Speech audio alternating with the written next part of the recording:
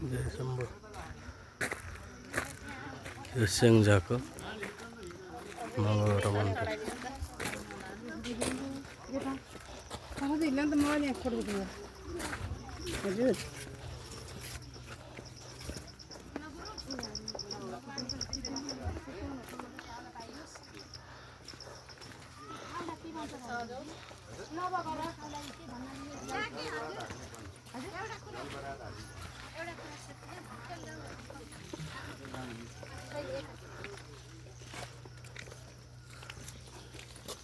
यहाँ एउटा उसमा जय शम्भो।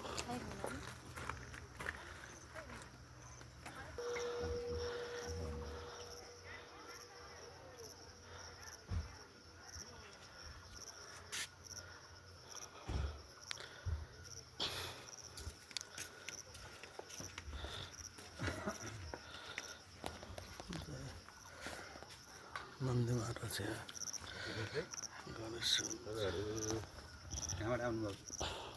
बुटुलबाट। हजुरहरूलाई नवग्रहमा स्वागत छ। तपाईँहरूले यहाँ गणेशबाट पूजा स्टार्ट गर्नुहोस् है। गणेशपछि यहाँ दियो पलासपछि कुलपित्री र ध्वजा बाँध्न सक्नुहुन्छ है।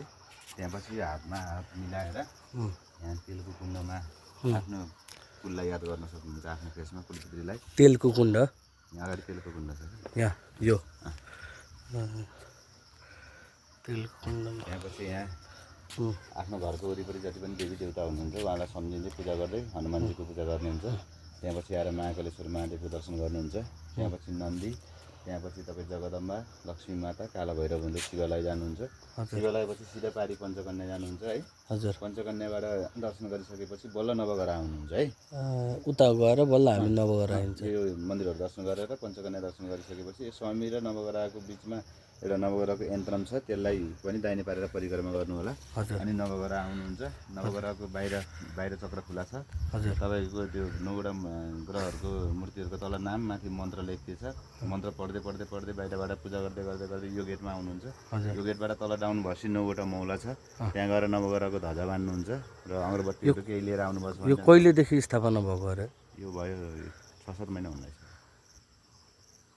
6-7 महिना भयो। यहाँको पहिलाको पौराणिक केही कुराहरू थियो कि हामीले यही समाजबाट यो लास्टमा गरौँ है। हजुर। तपाईँ अनि त्यहाँपछि गएर त्यो मौलाहरूको दर्शन गरिसकेपछि तपाईँहरू सिधा यहाँ आएर टिका प्रसाद ध्वजा लिएर पूजा सम्पन्न हुन्छ। तपाईँले केही बनाउनु छ भने अहिले म पछि बताइदिन्छु है सबै। हस्।